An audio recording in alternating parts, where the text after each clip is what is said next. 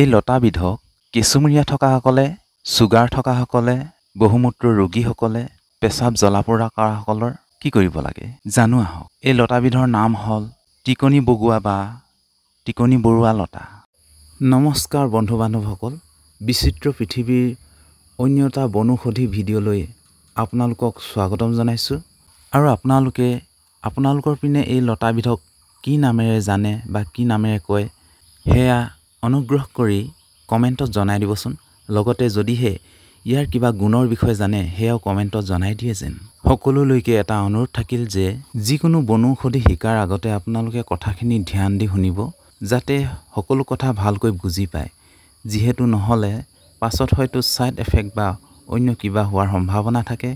সেয়েহে আপোনালোকলৈ এটা অনুৰোধ থাকিল, যিহেতু অল্প বিদ্যা ভয়ংকৰ হয়, সেয়েহে সম্পূৰ্ণকৈ যিকোনো কথা ধ্যান দি শুনি বুজি লৈহে প্ৰয়োগ কৰা উচিত। কেঁচুমৰীয়া থকাসকলে কি কৰিব লাগে? কেঁচুমৰীয়া থকাসকলে এই টিকনি লতাবিধৰ আগ কেইটামানৰ লগত তেজময় আগ কেইটামান লৈ বইল কৰি ৰাতিপুৱা সেই আঞ্জাখিনি লৈ ভাতৰ লগত প্ৰায় 7 দিনমান খাব লাগে। এনে কৰিলে কেঁচুমৰীয়া ৰোগীসকলে ভাল হৈ উঠে। বহুমূত্ৰ ৰোগীসকলে এই লতাৰ শাক বইল কৰি খাব লাগে।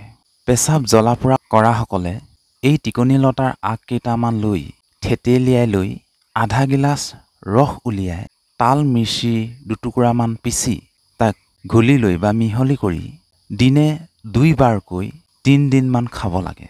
সেয়া আপোনালোকে খালী পেটতো খাব পাৰিব বা কিবা এটা খাই লৈও খাব পাৰিব।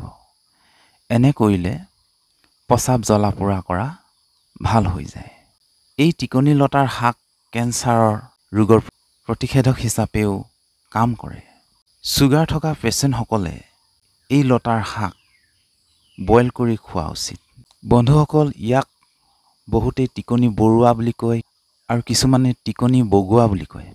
নাম যিয়েই নহওক, প্ৰকৃততে অৱশ্যে টিকনি বগুৱাহে হ'ব লাগিছিল, কিয়নো ইয়াৰ টিকনিৰ দৰে এডাল টিকনি থাকে আৰু এই টিকনিডালৰ সহায়ত বহুত ওপৰলৈ বগাই যায়।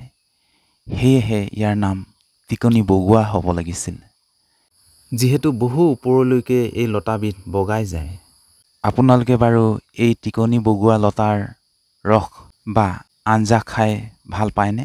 এই লতাবিধৰ কি কি ঔষধি গুণ আছে যদি আপোনালোকে জানে, তেতিয়াহ'লে অনুগ্ৰহ কৰি কমেণ্টত জনাই দিব, যাতে ৰাইজৰ উপকাৰ হয়।